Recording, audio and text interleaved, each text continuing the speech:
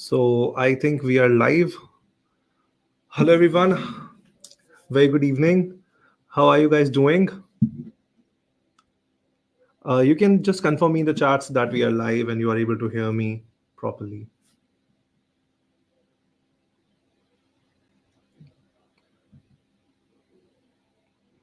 I'm waiting for the chats. Uh, Hello, Anish. Rachit is about to join us. Don't worry.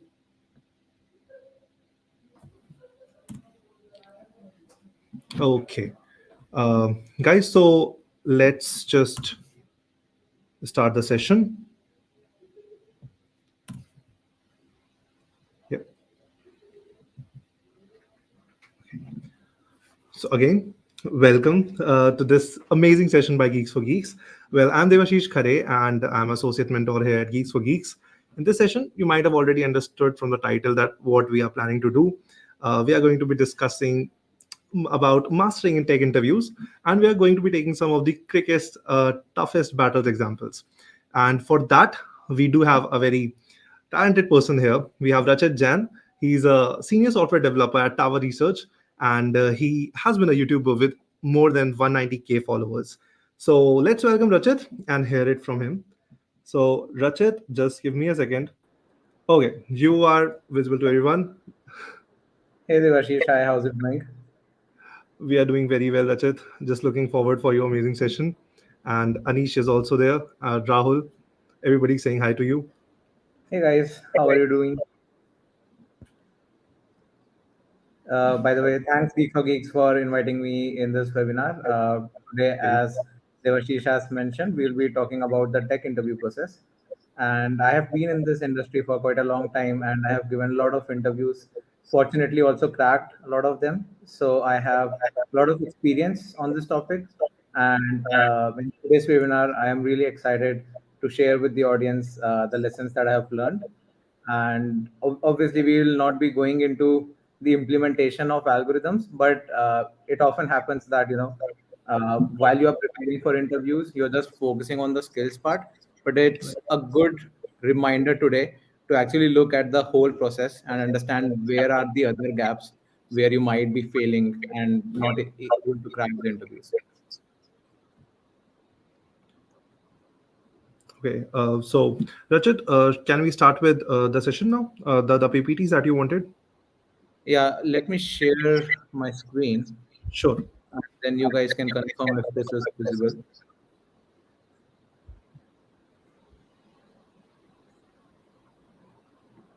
Okay. I believe yes. The PPT is visible. The Perfect. audience can confirm that. All right, Rachit, it's visible. You can continue. All right, thank you so much.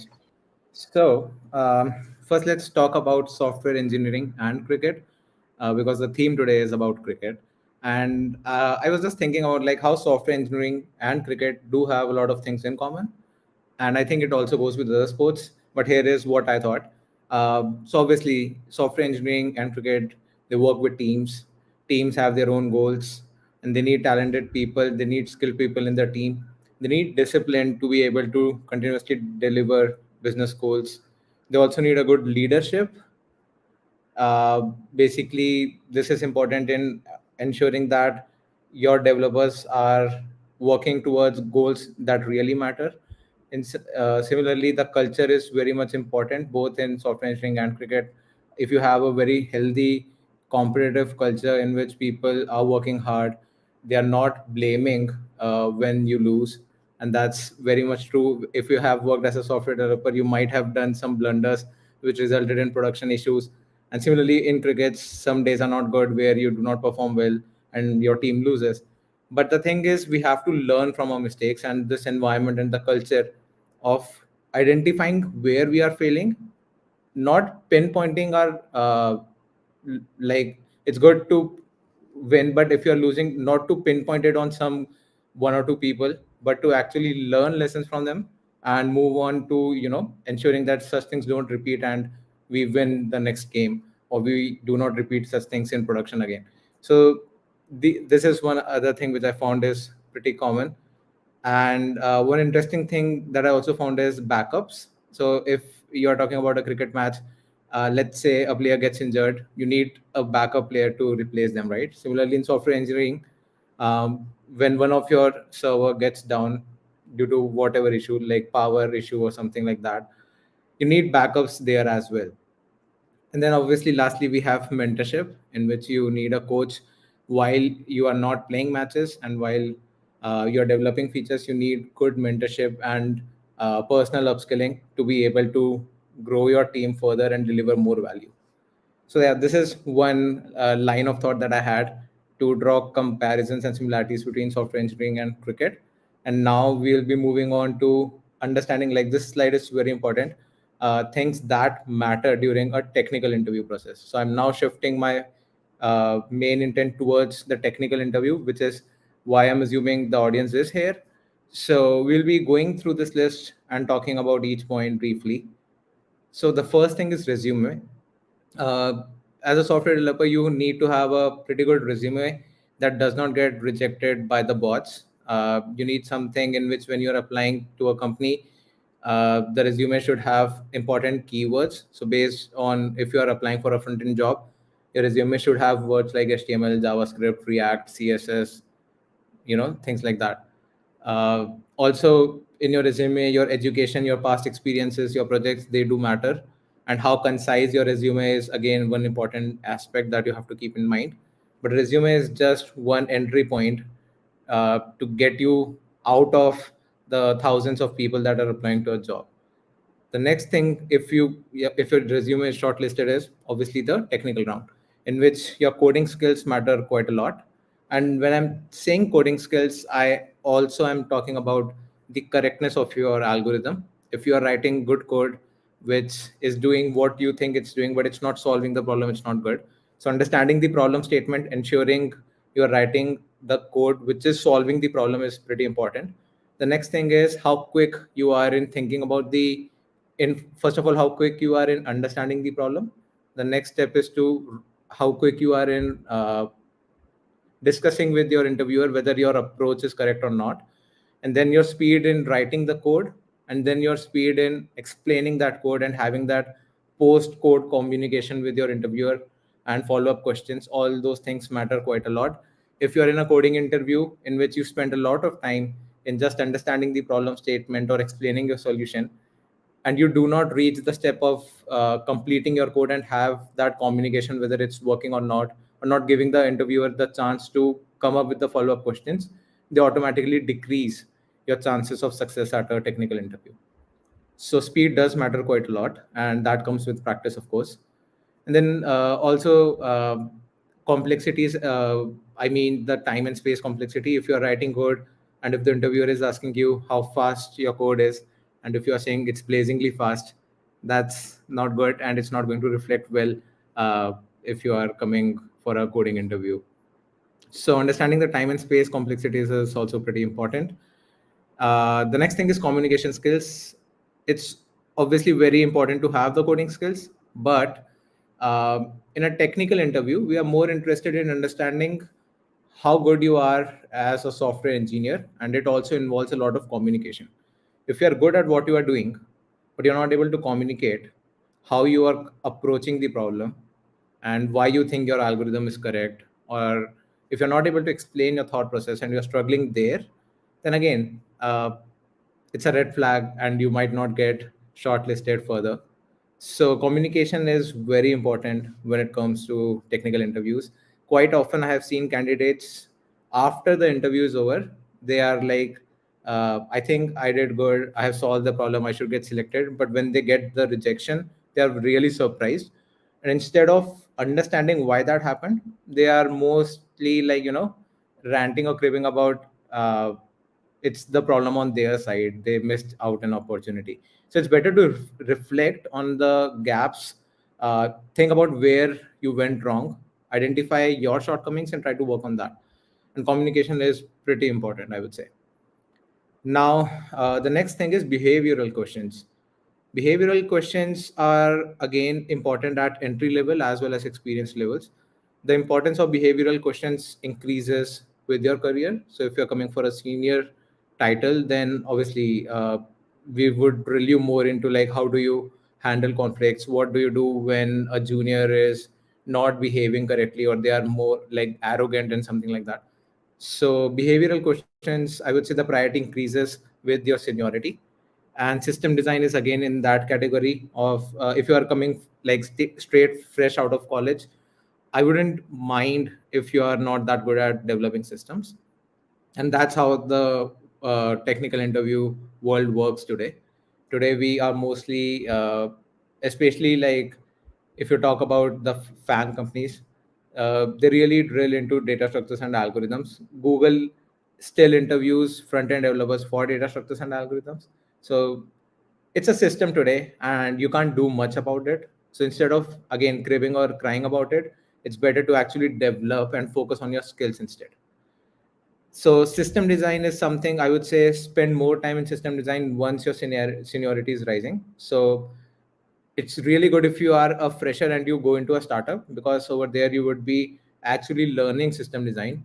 Otherwise, if you are working in a fan company, it might not that uh, it not be that straightforward to pick up on the system design concepts, like how exactly web servers work, how exactly do you deploy your code to production, how to roll things back, what are the KPIs, what is your scale, how scale impacts, what to do when you have a lot of traffic and your website is not working.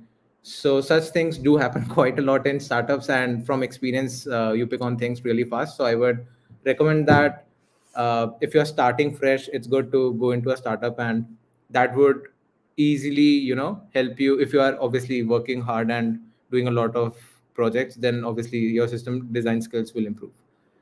The next thing is in technical interviews, you often get asked about pair programming as well. So these are special sessions that are not that common, but I have seen them, so that's why I'm mentioning them. In pair programming, what happens is you're in a live coding round, and the interviewer can see your screen, they can see how you're writing code. They basically ask you to share your screen, and you have a visual studio like you have a editor opened, and you're writing, you're basically understanding what you have to do. Maybe the interview is about writing some React application that basically imitates a simple to-do list app, right? So in pair programming sessions, you are actually live coding. So the interviewer can actually see how you approach building stuff, and how you go about building stuff on your own from scratch. So these are quite important because I feel that it's a new concept relatively, and it's very good because you can actually see what the developer is like, what the candidate is like. And they often involve a lot of communications, which you are obviously going to do later on if you get hired. There are a lot of communications, you have to work with them. You can also see if they are capturing your communication in real time, or are they really stuck in their own zone, into their own minds, into their own thought process, and they're just ignoring your points. So such things become really apparent in pair programming. That's what I would say. The next thing is again, mental strength is one area where you have to focus quite a lot. It might happen that things are not going as you thought it would in coding interviews. You might get problems that you have not even faced before, but you still have to be a problem solver. And instead of panicking, you have to develop that sense of calmness within yourselves, in which you are just focusing on the problem and acknowledging that okay, this is something that I'm struggling with or I have not seen before, but let me see how I can go about it, come up with 2 3 different approaches. And at this point, it's very important to communicate with the interviewer, because interviewer wants you to succeed. So if you're sharing 2 3 areas or 2 3 line of thoughts, they might signal which one is actually the solution, or which one they want you to dive deep dive further into. So mental strength is again very important, and these are some things which are very crucial. But there are 3 other areas which I have identified are important if you are really getting into the science of really nailing the technical interviews and getting a good job. The first one is parallel offers. uh, can you see the laser, by the way? If you can confirm, if I am highlighting things, you can see it, right? Devashish, are you there? Yes, it's visible, Rajat. I can see that, and so can the audience. Okay, perfect. So the first thing is parallel offers. This is quite important. I have learned this from experience. Uh, so if you have multiple offers, it's quite easy to get started with your negotiation process. And this is something that you might want to do, because if you are taking a jump from job X to job Y, you would also want to really get a good package with good working culture, good vacations, and all those things. So negotiation is important, I would say, and having parallel offers is something that you should invest into, and that will come when you are actually applying for a lot of jobs. So that takes a lot of time, I would say, but yeah, it's important. The other thing is networking is important in the sense that, let's say if you want to make a switch to Google, and if you have a bunch of friends or colleagues who are working there, then obviously it's quite easy to get a get started with your interview process. They can refer you. You can ask them about what are the teams that are doing well. You can figure out basically how is the company doing in terms of hiring. Are they thinking about firing, or has there been any round of firing recently, and all those things. So you get some insider information about how that company is doing, which teams are good, and where you should actually apply if you are applying in that company. So you also get referrals, which is good. But the other thing is about networking. If, let's say, you have colleagues in different places and you are a good software developer, then opportunities also come to you. I have a lot of friends who actually ask me if I'm looking for a job change, because it's been a while that I have been in the same company, and they ask me like, my team is doing well in this company. Do you want to basically, are you looking for a job? Should I refer you? So you don't ask for referral sometimes. If you have a good network, people ask you if you are looking out for referrals. So that's also something which is good. And you get good opportunities because your friends are working there and they connect you if they have an opening. The other thing is company research, and this is something which I've already covered in terms of networking. But if you don't have network, you can still do the company research. There are many websites and blogs which talk about the team culture and performance. But the good thing is you also know about from Blind and other websites that whether there is some hiring freeze or some firing that has happened lately. So that is also good in terms of understanding how the company is doing if you don't have a network. All right. The next thing is mistakes to avoid, and maybe I can come back to this slide a bit later. But let me go through a bunch of things over here. The first one is pretty interesting. It's thinking that you won't make one, and this list is so big. Just to emphasize that, obviously, things can never be the best. There's always room for improvement. So I have highlighted the mistakes that generally people make during technical rounds in the order of before, the preparation phase, the actual interview phase, and post interview phase. So talking about before your interview, the mistakes that you are making, might be making, are not investing time in your skills. That's like obvious. uh, Not strengthening your weak areas. So you are investing time in your skills, but you're not investing in the right places. If you're good at dynamic programming, move on to some other topic. Then not understanding priorities, and this is often, I have seen that people are just focused more on data structures, algorithms, and they don't understand that what is the seniority or how things change when you're applying to different job titles. So as your seniority grows, you have to start devoting more time into system design and into behavioral rounds, as I mentioned earlier as well. Then the other thing is not sharing your thoughts during interview. Like, you hear the question, 5-10 minutes of rambling on paper or thinking in your mind, and the interviewer is sitting like, what's going on? Is it cheating? If Because cheating is something which has recently come up quite a lot. So it's important that you also start sharing what you're thinking and how you're approaching the problems. Then writing code that has bugs, obviously that's a red flag. Unable to spot bugs. If the interview gives you a nudge that, are you sure this is correct, and you're still like, yeah, it looks correct to me, and there is a like so many bugs or corner cases that you have missed, then it's a red flag. because you have to stay alert. The job of a software developer is really, it's like a gym for your mind. It's really complex. uh, then the other thing is not knowing the time and space complexity, arrogance or bad attitude during interviews. And now we have shifted to the during interview phase. And then now we are moving on to the post interview stage. So, not applying to multiple jobs, not negotiating, messing up in negotiation, not investing in network, not doing company research, ignoring mistakes you made during interviews, ignoring upsolving. So basically, you are failing interviews, but you're not spending time in understanding, okay, what's going on, why, where, what are the areas where I'm messing up. So not doing that. One is you are doing that, but you're not working towards your weak areas. So that's what upsolving is called. Then lack of in-depth language knowledge, and I will talk further about this in a moment. And then ignoring hints during interviews. So let's take an example. This is a function, for example, that you have written in an interview, and it's for a recursive function getting the nth Fibonacci number. And it's a recursive function, and it's basically the sum of last two Fibonacci numbers. So in this case, you're missing on the base cases. Like this recursive function is never ending, so you need a base case. So that's missing. So when you are during interviews, it's quite often. Uh, I have seen that people forget to write base cases. You have to give them a nudge, or you have to ask, "Is your code complete?" So don't do that. The other issue, like you have added the base case. Now, if I say as an interviewer, what do you think is a limitation in this current code?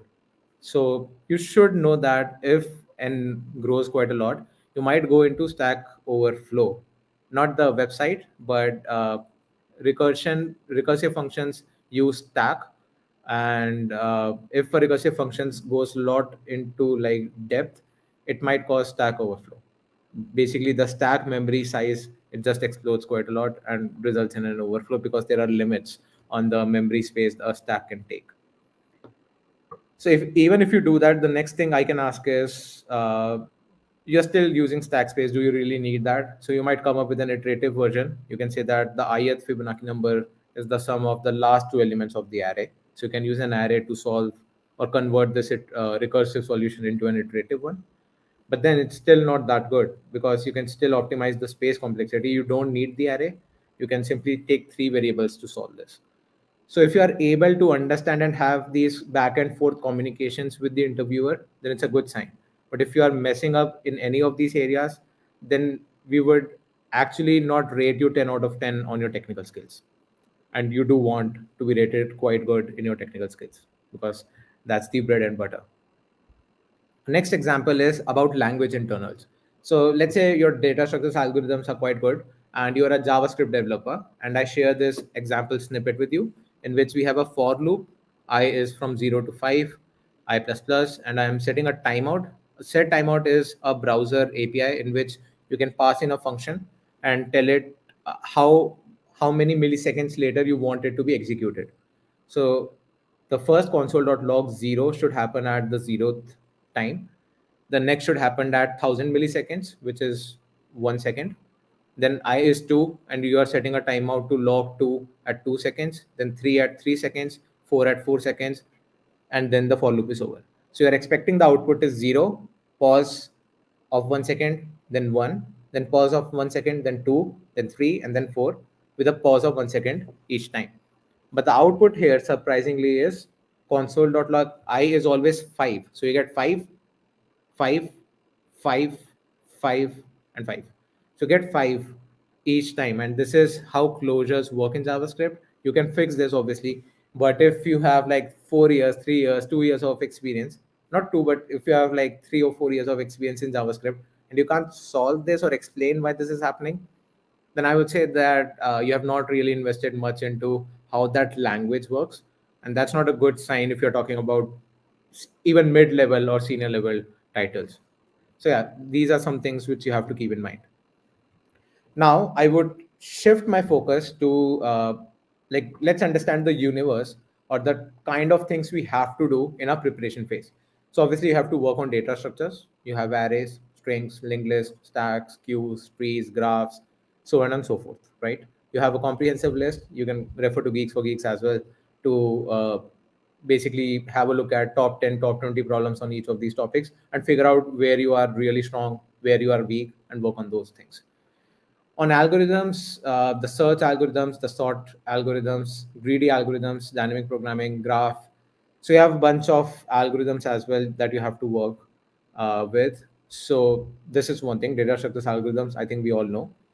The other area that we have to work with as our seniority rises is basically design patterns. So design patterns is nothing but we often in the software world uh, come into situations that we have seen quite a lot.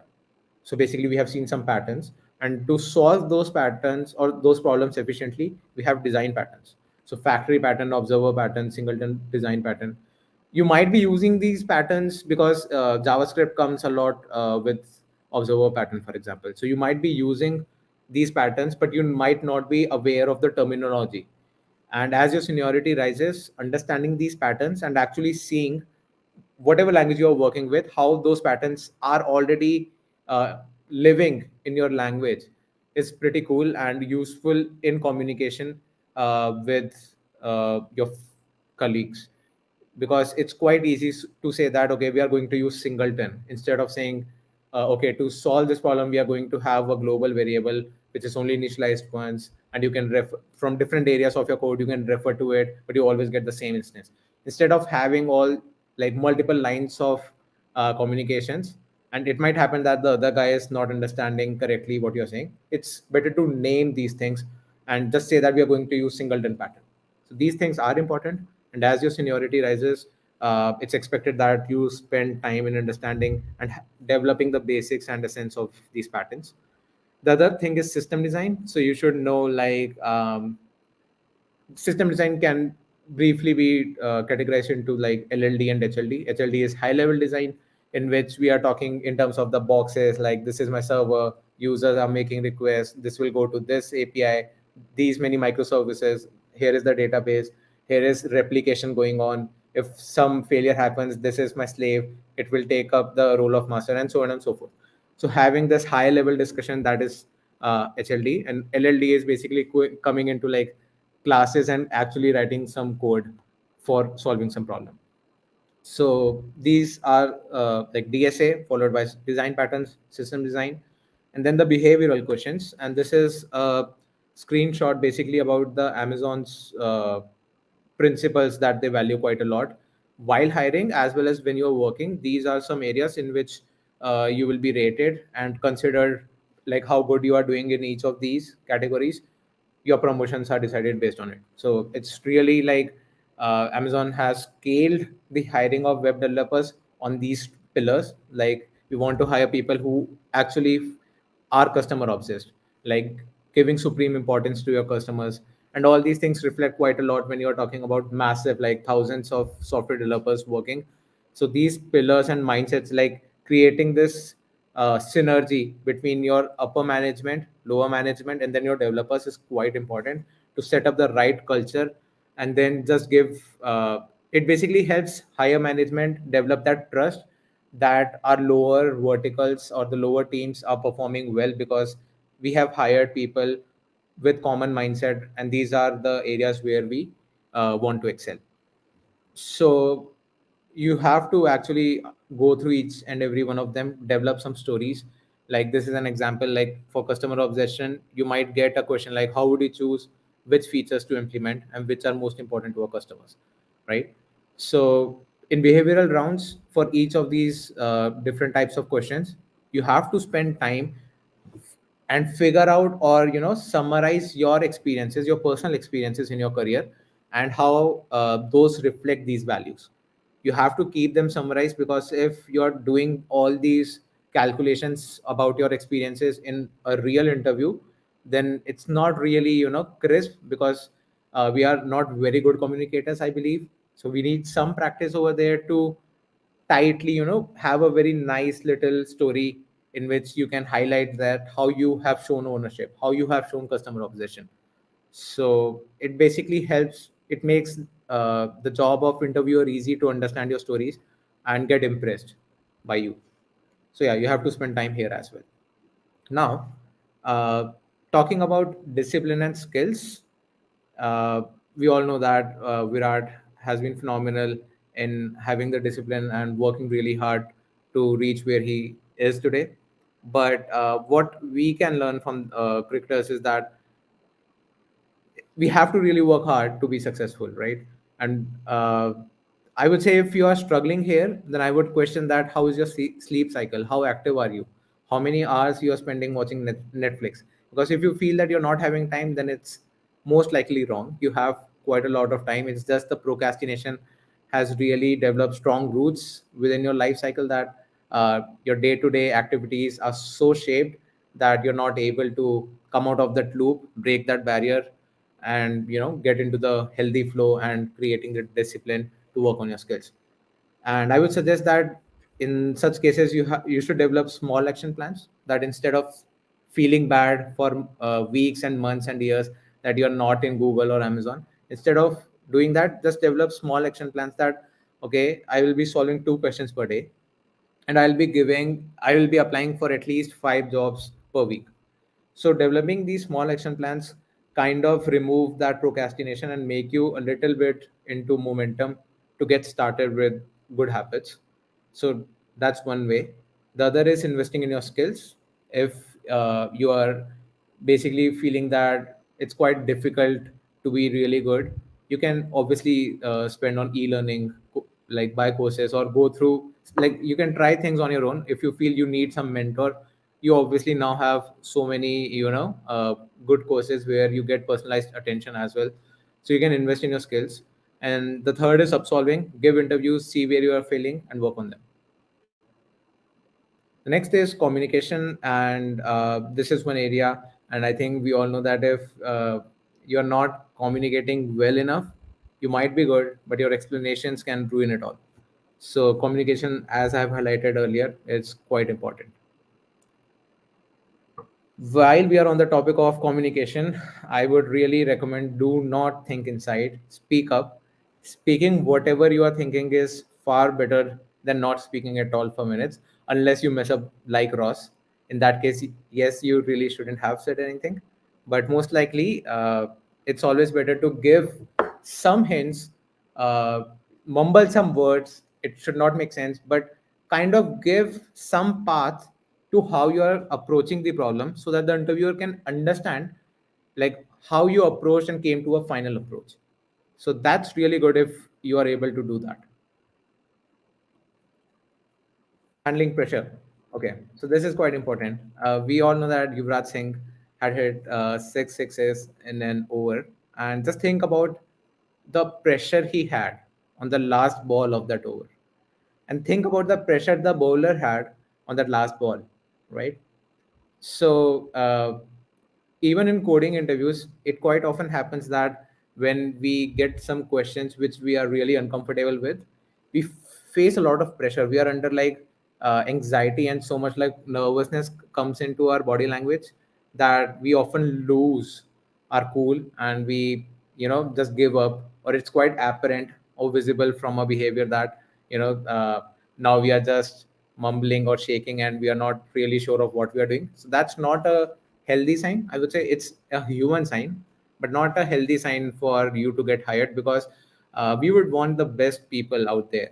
And if you are getting uncomfortable, we would always prefer someone who is able to acknowledge that something has happened. We are not comfortable in this area. Acknowledge the gap, and then instead of losing the calm, actually trying to work with the interviewer, or keeping your mind cool and try to stay calm and figure out what are the possible ways to move forward, or to solve the problem where you are stuck at. So that's quite important. Then teamwork. As software engineering, we have so many teams working together to achieve business goals, right? So you have to like with your seniority rising, you have to spend time in cultivating, or phrasing your stories correctly, your success stories and conflicts, with QA folks, with the back end guy, with the front end guy, with the reviewers, and with even with SRE support engineers. So how good your experiences are to reflect your success stories with the different team members that you have worked with. So that's quite important and can really change uh, the probability of you getting hired if you get these things right. Then this is quite important and interesting: adaptability and continuous learning. Like in cricket, you have different kinds of setups coming up, like test matches, ODI, T20, and Virat has been doing well in everything, right? So you have to adapt and continuously learn to excel in different fields. We started with JavaScript, then we had React. Obviously we had a lot of things, but I'm just giving an example. Then we also have TypeScript, we also have server side rendering. So things will evolve quite a lot in technological world. And if we have to stay relevant, if we have to generate value even at the senior positions, we have to continuously spend time in upskilling ourselves, understanding how the world is changing with respect to technology. How does it matter to our business? What can we do? If we do all those things, we are bringing value to the table and we will stay relevant. And why is it important to stay relevant? Because life is unpredictable. We had COVID, right? But if we had COVID, then we also had work from home. So something bad happens, something good happens. So COVID was bad, but the good thing is work from home, remote jobs came into picture, and people who were really skilled, they are earning in crores today from India. Just they are having remote jobs, right?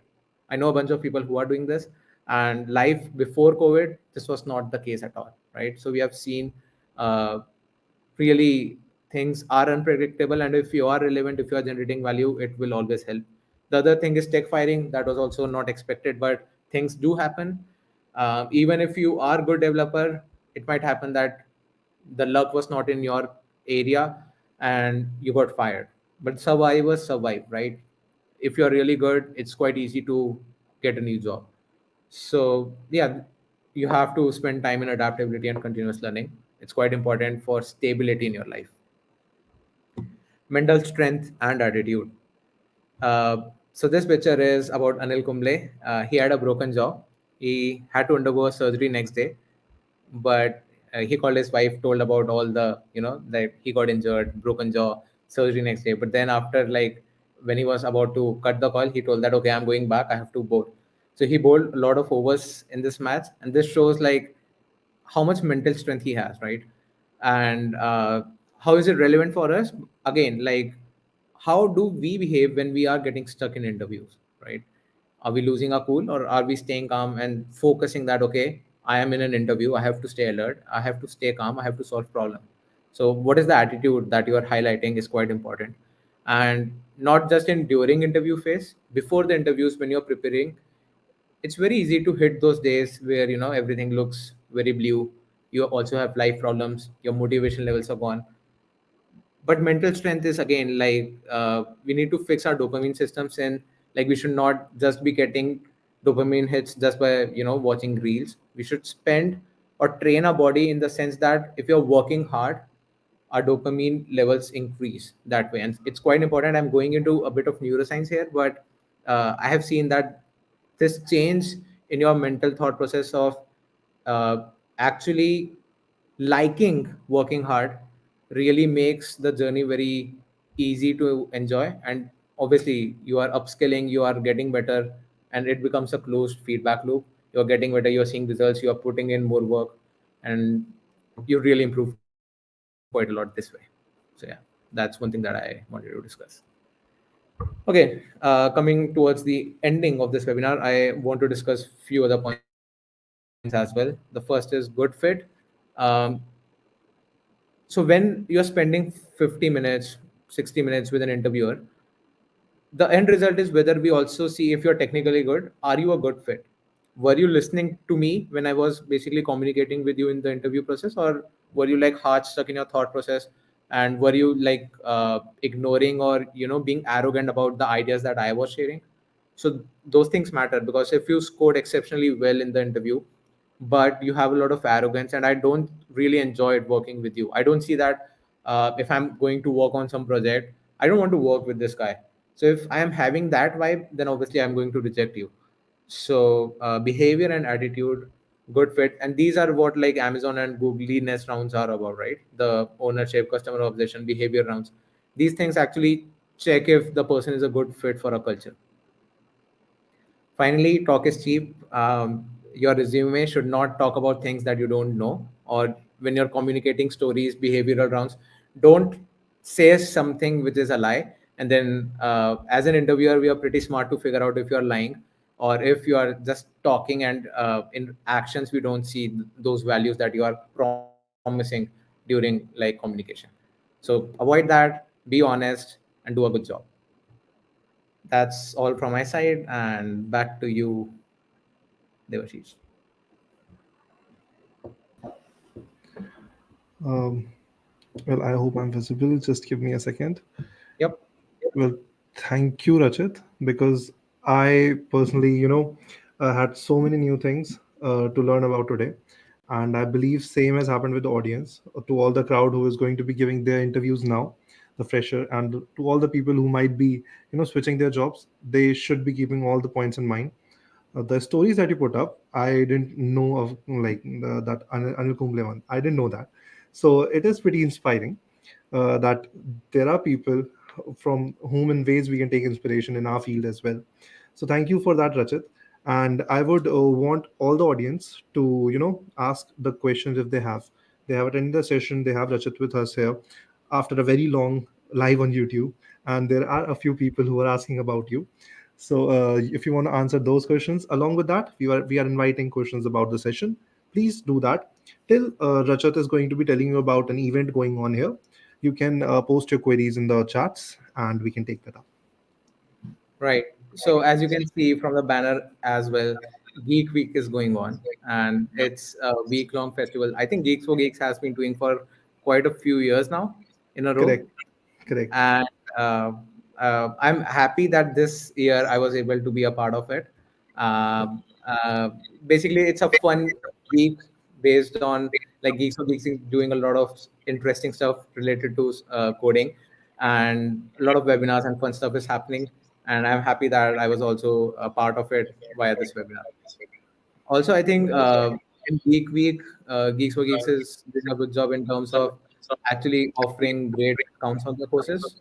And one of the courses that I want to recommend is the DSA to development one. I think it's quite good if you're from just data structures, algorithms background, and then you want to get into the development thing, because as freshers, since we have so much hype about DSA, people often forget about spending time in development, and obviously that shift is quite difficult because DSA and development are totally different.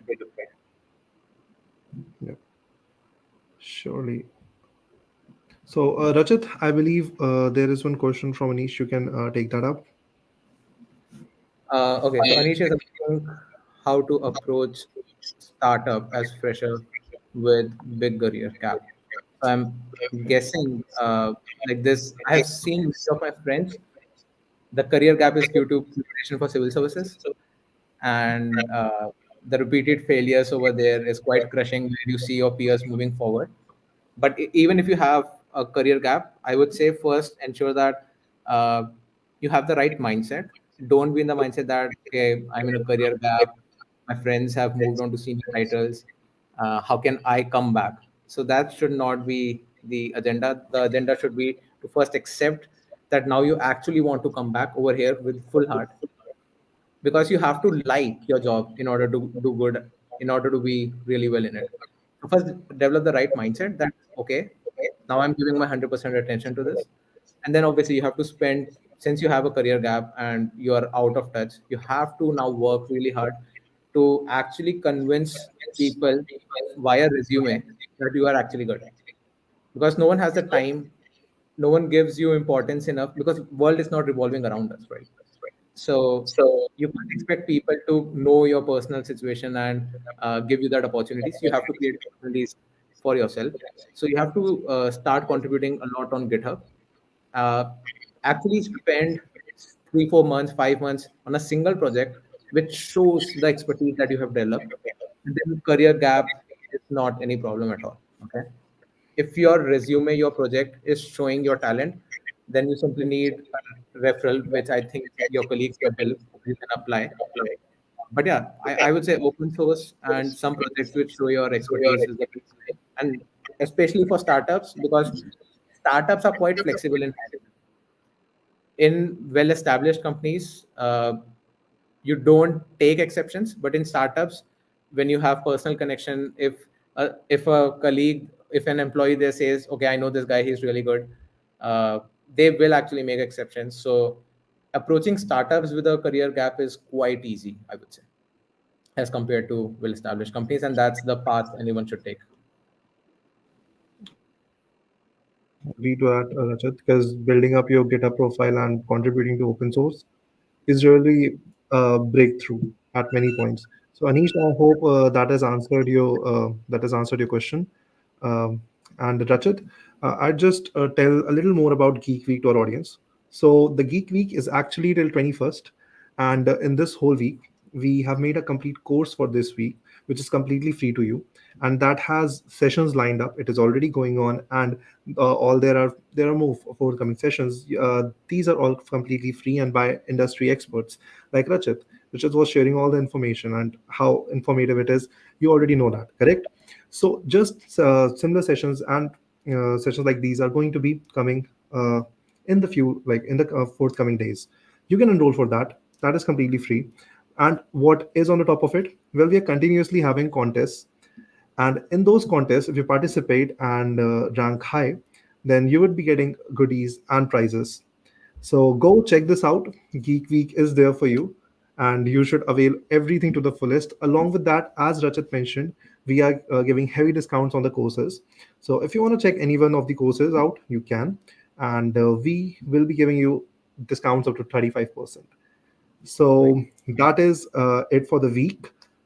Please, guys, we will be ensuring that we are delivering the most to you. People like Rachit and Mo are going to be coming here continuously to help you guys.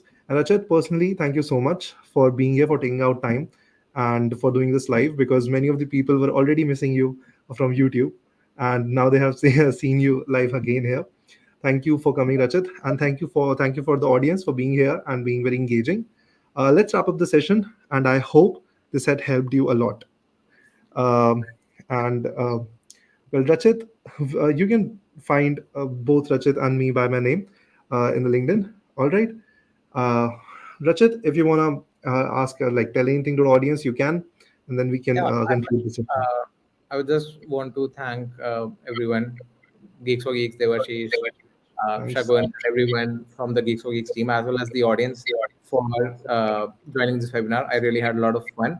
It's kind of a bummer that I couldn't see the audience, but it's still nice to see you through chats about your thoughts, and thanks for asking the questions. Yep. So let's conclude it. Thank you so much, people. Thanks, Rachit.